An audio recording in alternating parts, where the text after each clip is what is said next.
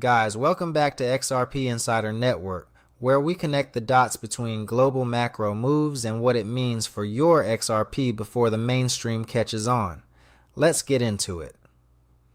So you clicked on this video because something about the title felt different, and you were right to feel that way, because what we're covering today isn't another price prediction from some anonymous account on X.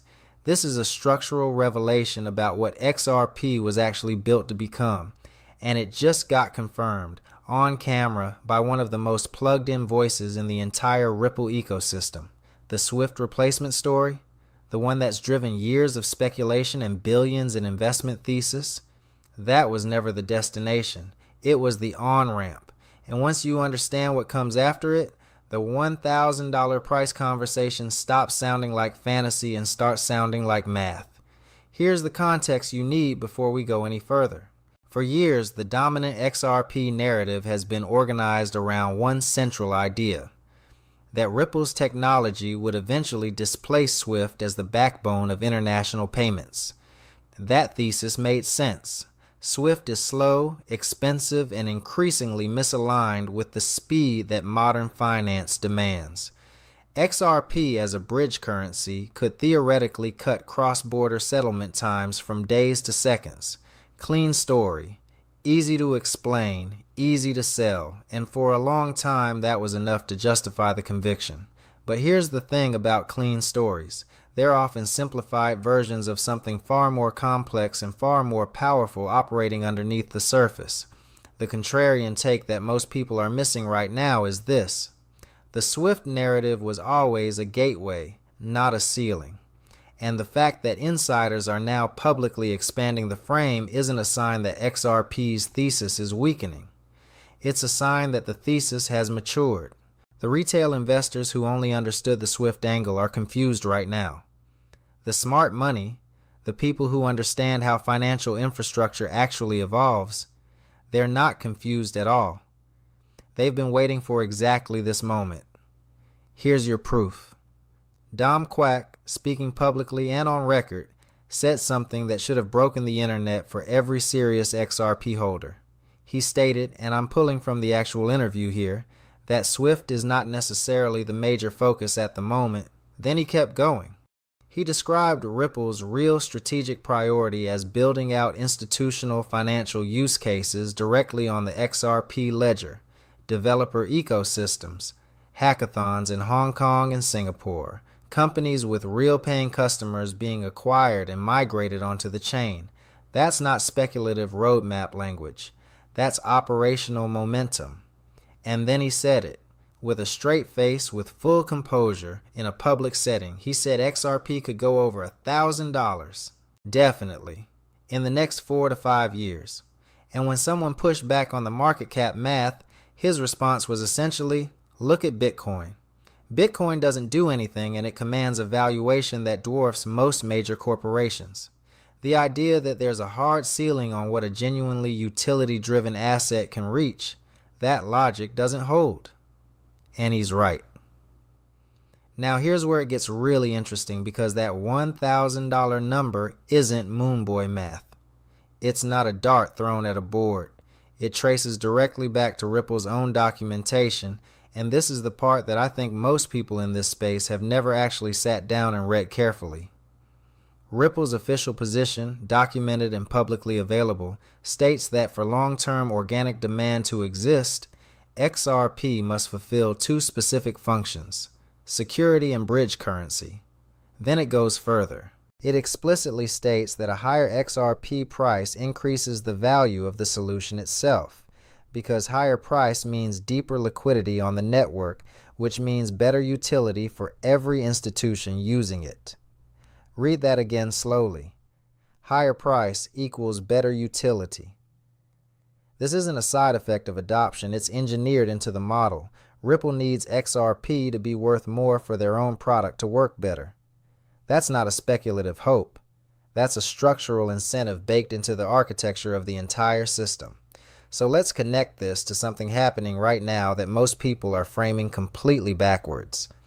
Institutions are currently flooding into Bitcoin ETFs. BlackRock made headlines with a $269 million purchase, and the crypto media is treating this like it's the ultimate validation of the digital asset space. But here's what that narrative misses entirely. Bitcoin is the safe play. It's the digital gold argument. Store of value, fixed supply, no counterparty. Fine. But it doesn't do anything. It doesn't settle. It doesn't bridge. It doesn't integrate. The institutions buying Bitcoin are making a treasury diversification bet, the infrastructure that those same institutions will eventually need to actually move money across borders, to settle tokenized assets, to operate in a world running on ISO 2022. That infrastructure is being built on the XRP ledger right now. So while the mainstream is distracted by Bitcoin ETF headlines, the actual plumbing of the new financial system is being quietly laid beneath their feet. And that brings us to INET and the Swift integration angle, which is the piece of this puzzle that I want you to really absorb, because it destroys the most common objection you'll hear from skeptics. The objection goes like this: Swift will never allow itself to be replaced by a blockchain. The banks won't permit it. The incumbents will fight back. And here's my response to that. You're absolutely right, if replacement was the strategy, but it's not. The strategy is integration and eventual absorption. INET's payment hub connects Ripple's blockchain technology directly with Swift's existing infrastructure. It acts as a universal translator between legacy MT formats and the new ISO 2022 standard, including the CBPR Plus format that central banks are migrating toward right now. This isn't a hostile takeover, it's a quiet merger from the inside. XRP is becoming the engine that powers Swift's own evolution, and Swift's member banks, which is to say the entire global correspondent banking network, are the unwitting distribution channel for XRP's utility layer. Think about what that means strategically.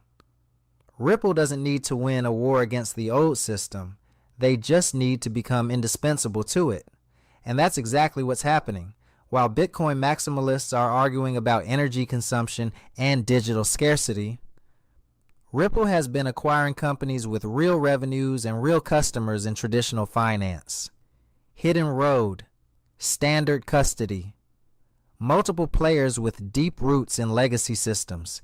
Each acquisition is a Trojan horse, a real business with a real customer base that can be migrated onto the XRP ledger over time, bringing their transaction volume with them.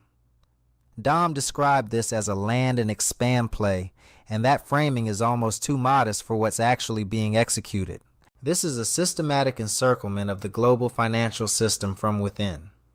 Now let me show you something that ties all of this together before we close, because I want you to leave this video with a complete picture, not just a collection of exciting data points. The reason XRP has been held down, the regulatory assault, the SEC lawsuit, the years of manufactured uncertainty, was never really about protecting retail investors from a risky asset. When you look at the timing, when you look at who accumulated during the suppression window, when you look at how institutional infrastructure was quietly being built while the retail crowd was getting shaken out by FUD and volatility, the pattern becomes undeniable. The suppression period was the accumulation period. And now that the legal cloud has lifted, now that the institutional framework is operational, now that insiders like Dom are openly discussing 4-digit price targets on camera without flinching, we are clearly moving into a different phase. The phase where the thesis gets confirmed publicly, repeatedly, by the people closest to the machinery. The Swift narrative was the story they gave us to keep us patient. And it was true enough. XRP absolutely does serve a cross-border payment function. But the actual vision, the one that justifies the $1,000 conversation, is about something an order of magnitude larger.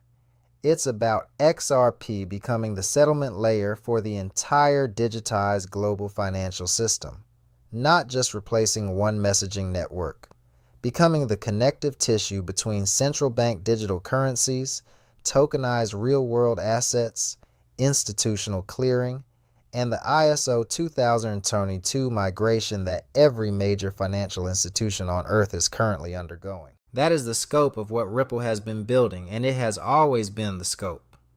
The Swift story was the opening chapter, not the whole book. If you've been holding XRP through the lawsuits, through the bear markets, through the years of mainstream ridicule, understand this. Your patience was not a mistake. It was the price of admission to the part of the story that hasn't been told in public yet. The people who only understood the Swift narrative will pile in once the price moves. The people watching this video right now understand the infrastructure thesis, and that means they're positioned before the confirmation arrives at scale. The dots have been connectable for years. But now with Ripple acquiring real businesses, with the XRPL developer ecosystem expanding across Hong Kong and Singapore and beyond, with Dom saying $1,000 with a straight face on a public platform, and with Ripple's own documentation confirming that a higher XRP price is literally a product feature and not just a side effect, the picture is no longer fragmented.